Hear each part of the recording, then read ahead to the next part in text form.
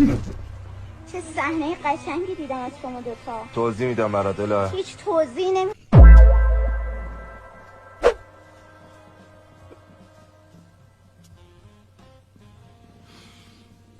خواد برام بدی. من این صحنه رو بارها دیده بودم ولی سکوت کرده بودم به خاطر اینکه تو رو به عنوان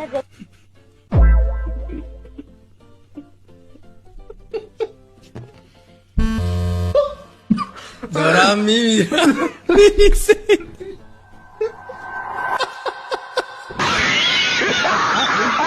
پوفیز دیگه نتمون نیم به حساب میشه. آقا این چرا؟